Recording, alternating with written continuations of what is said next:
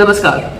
कल मैंने आपने इससे चर्चा की थी बढ़ती महंगाई को लेकर न्यूज़ चैनल्स पे जो सन्नाटा बना हुआ है। बढ़ती हुई महंगाई को लेकर मेरा फोकस जीडीपी को था। जीडीपी जो देश की अर्थव्यवस्था से जुड़ा हुआ आंकड़ा है वो नहीं, गैस, डीजल और पेट्रोल प्राइसेस को लेकर। पर जो आम जनता के जेबों पे सही मायने में जो चोट पहुंच रही है वो आम जनता के खर्चों को लेकर है। खाने को लेकर हो, एजुकेशन को लेकर हो, हेल्थ को लेकर हो, घर को लेकर हो।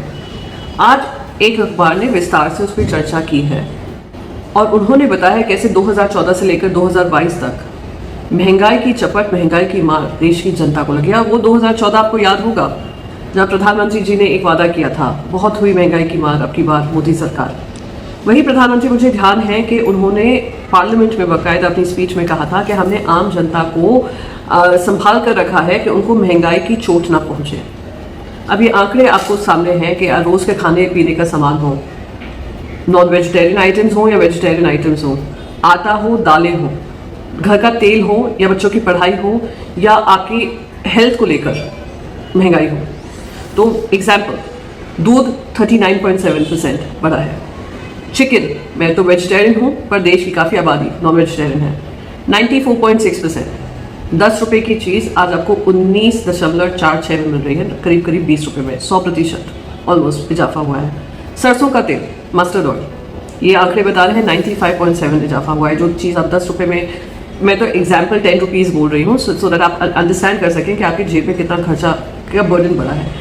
10 रुपीज़ की चीज़ आज आपको 19.57 में मिल रही है, करीब करीब 20 रुपये, 100% इजाफा। अरहर हो, तूर हो, करीब करीब 50% बढ़ गए हैं।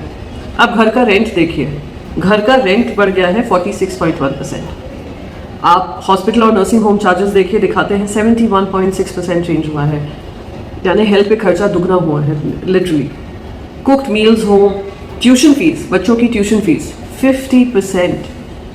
आज हमारे देश में हाल ये है कि आमदनी तो दुगनी नहीं हो रही है, खर्चा ज़रूर दुगना हो गया है।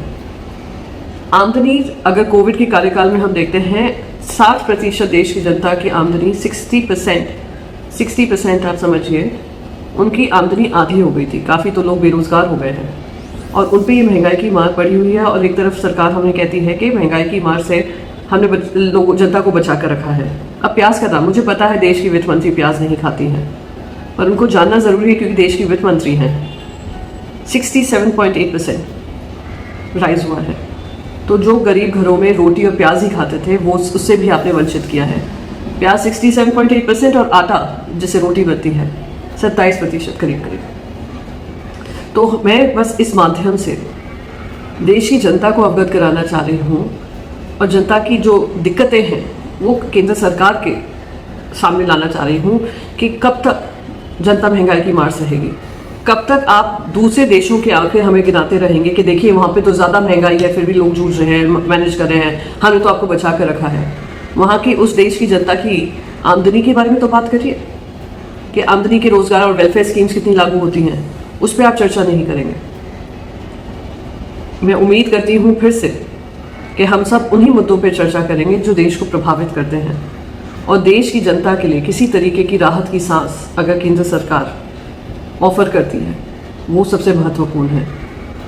मैं आपके समक्ष ऐसे वीडियोस लाती ही रहूँगी, रोज़ आपसे संपर्क करूँगी और जो देश के अहम मुद्दे हैं उस पर चर्चा होना मैं मानती हूँ सबसे इम्पोर्टेंट चीज़ है।